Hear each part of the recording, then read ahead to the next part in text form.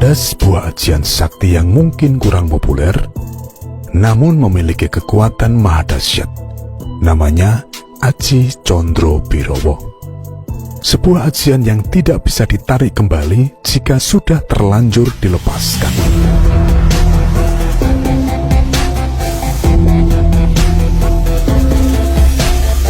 Apa yang membuat ajian ini menjadi dahsyat adalah karena ajian ini merupakan gabungan sukma para raksasa yang pernah mengobrak-abrik Suroloyo hingga mengalami rusak berat.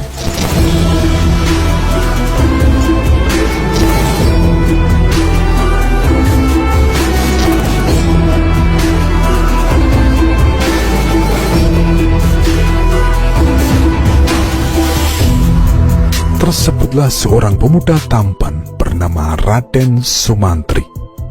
Dia memiliki seorang adik berbadan kuntet dan bermuka raksasa bernama Sukrosono.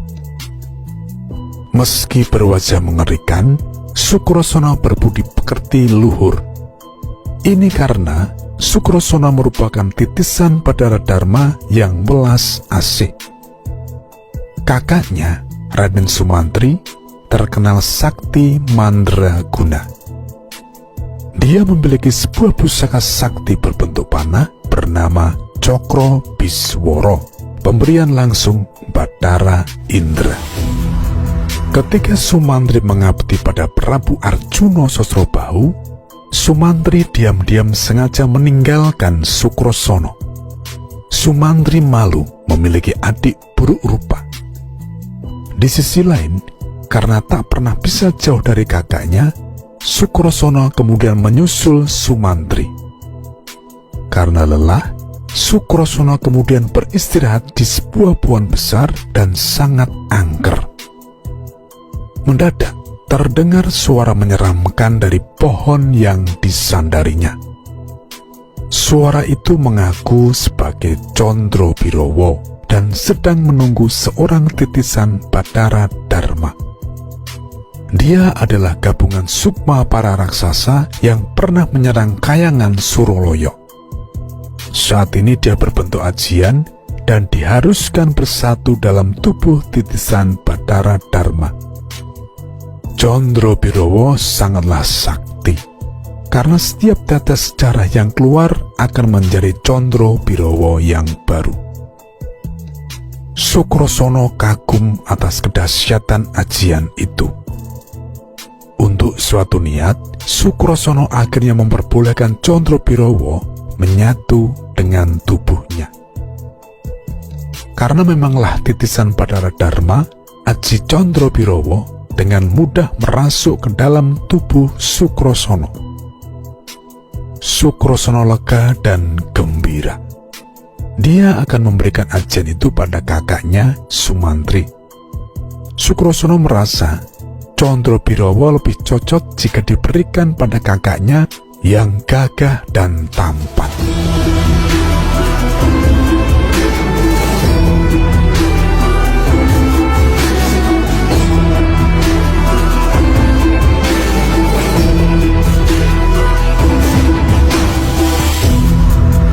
Dikisahkan secara singkat, Sumantri mendapat tugas dari Dewi Citrawati untuk memindahkan Taman Sriwedari ke wilayah Mayaspati. Tanpa pikir panjang, Sumantri menyanggupi permintaan itu. Belakangan, dia kebingungan sendiri. Jangankan memindahkan Taman Sriwedari, letak taman itu saja dia tidak tahu. Dalam keadaan stres berat, Sukrosono muncul. Sumantri kaget. Bagaimana bisa adiknya itu menyusulnya? Melihat kakaknya seperti punya masalah besar, Sukrosono memaksa berbagi beban. Dengan berat hati, Sumantri kemudian menceritakan masalahnya. Untuk membantu kakaknya, Sukrosono langsung mata aji, mengeluarkan Condro Birowo dari tubuhnya. Condro Birowo diperintahkan untuk memindahkan Sriwedari dimanapun taman itu berada. Condro Birowo menyanggupinya. Sebaliknya, Sukrosono dan Sumantri diminta untuk hening sedakep Saluku Tunggal nutupi babahan Hawa Sanga, menutup seluruh panca indera. Ketika proses itu dilakukan, dalam sekejap Condro Birowo berubah menjadi ribuan dan lantas bergerak ke Kayangan Suroloyo, di mana tempat Taman Sriwedari itu berada. Mereka memindahkan taman indah itu ke Mayaspati atau Maespati.